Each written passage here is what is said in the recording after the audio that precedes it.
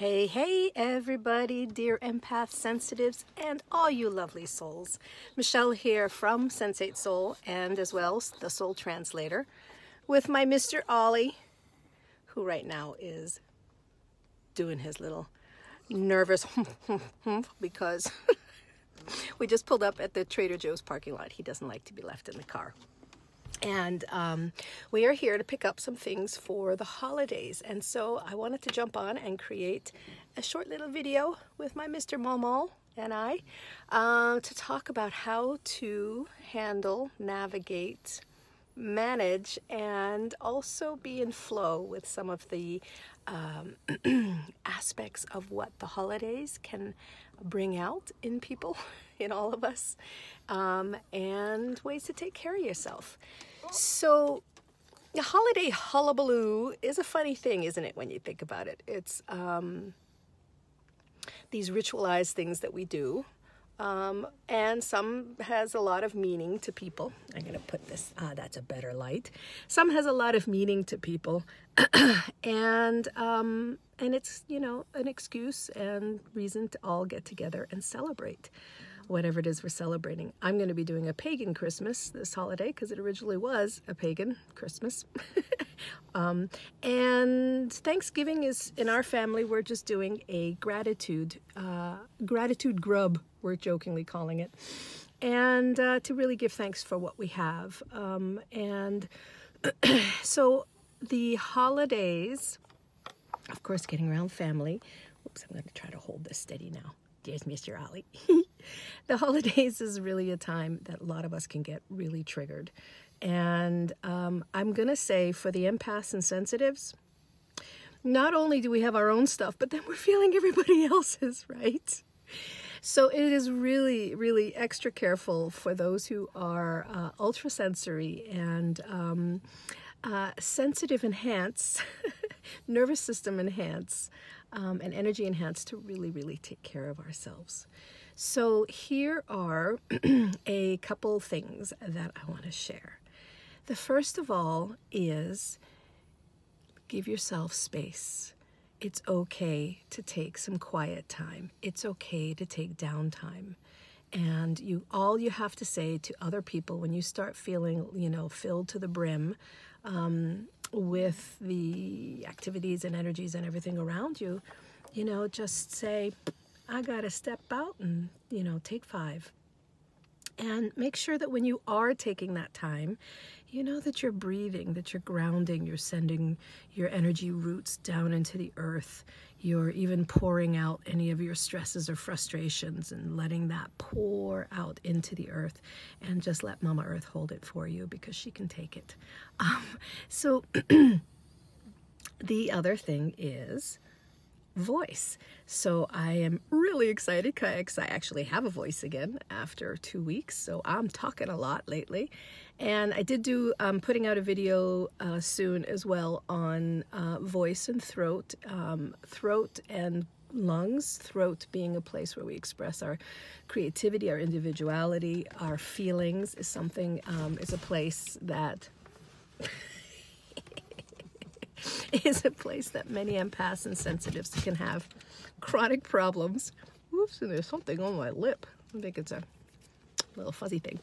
And also the lungs, because the lungs in Chinese medicine are all about grief.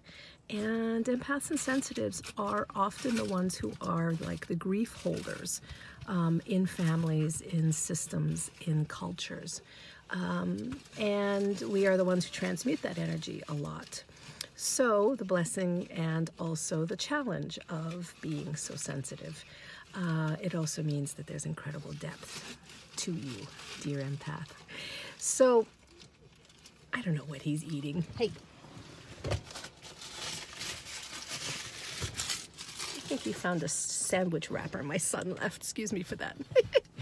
So putting out my book, I just did the first draft of my book, and it's going to be coming out next year. And of course, on course, because it's an upper limit problem energetically, I lost my voice for a couple weeks. and because of the energetic expansion of getting my voice out there. So that's another video that I'm going to be putting out later. But what I do encourage you to do is to speak up. Speak up with discernment, though. Choose your battles. Okay, so if there's a true boundary, if there's truly something where you need to just, let somebody know that the way that they are addressing you, or the way that they are speaking with you or at you is really inappropriate, then say, excuse me, but I would appreciate if you didn't speak to me in that way, because it does hurt my feelings. And, this is a time where I invite a more peaceful relationship between us. So, be clear with that. So do speak up when you need to. All right. There's the empaths and sensitives are often so scared of rejecting other people through what we want to share, because we see and feel so much. We don't want people to feel abandoned or rejected or criticized, because generally that is what can tend to happen, how people interpret it, not necessarily how you're saying it. But we do live in a pretty communicatively defensive world. And for empaths and sensitives, that's an extra kind of challenge for us. There are a lot of beautiful communicators out there, but there's also a lot of communicatively challenged people, because they're still figuring out what they feel, and as we are as well. So, but do speak up. All right, so what was the next thing I wanted to share? Try not to overeat. Try not to overconsume. Really check yourself that you're not stuffing your throat in the things that you want to say, the things that you're feeling around you, the intensity of everybody else's being worked up, and all of their shadow and all of their stuff that is also getting triggered when you're around a group of people, a family, and your family, and everybody's got buttons. So try to discern when you are putting things into your body, what is like the level of, yep, that's enough, or this will be more nourishing than that, or also you can be, as you're enjoying your meal and doing it with discernment and love, really imagine the food, the energy of the food is really fortifying you. And of course, remember, everything where intention goes, energy flows. So if you focus on that feeling of being satiated with the love and nourishment of your food, you'll probably not overeat. You probably won't overdrink. And you also won't be stuffing your feelings with food. And the last one, number 4 here. Let me remember what it was. Oh no, there's 2 more.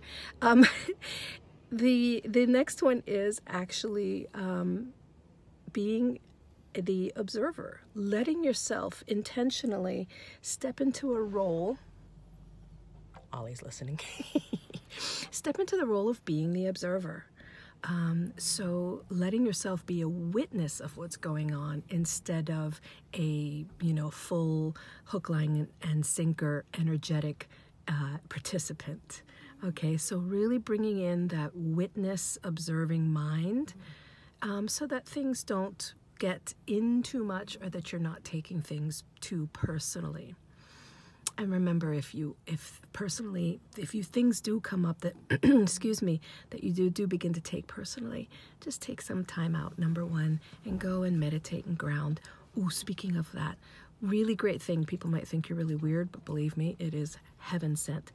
Take your shoes off, go stand in some grass and do some earthing. Do some walking with your shoes off on the earth to help basically reset your polarities and work with the Earth's electromagnetic energy fields to get you back to a place of zero. Not that you are a zero, but you know what I'm saying. And the last one, it's okay to say no. It's okay to simply create the holidays and your time and your rituals your way. So like I said, I'm doing a pagan Christmas, and because I believe more in the earth, that just feels right for me. I'm doing gratitude grub instead of Thanksgiving because I don't align with the feelings around celebrating that particular holiday because of, being raised in Europe mostly, and also because it was a time of really marginalizing a certain, culture. And I want to give thanks in my life, but I don't align with that holiday. So saying no to engagement, saying no to even celebrating the holiday altogether. Maybe you just want to go have a movie night or a date night, or maybe you want to go and paint with your kids. Who knows? Maybe you want to just spend the night reading a book. It's okay to say no. Discern what really feels right. If you feel yourself really open and expand to the idea of getting together with some people, then do it. If you're just really like, doesn't feel right, or if you haven't been taking care of yourself and your energies are really, kind of spent, then take the holidays to be able to really take care of yourself. So those are some tips to help you to be the most wonderful, empathic soul and sensitive, strong, sensitive, gorgeous soul for yourself first. Remember, it's a me path. Okay, and then for others. Do take care of yourself, and so much love. I'll talk to you soon in whatever next video comes down the cosmic chute. All right, talk to you later. Mr. Raleigh says bye-bye. Okay.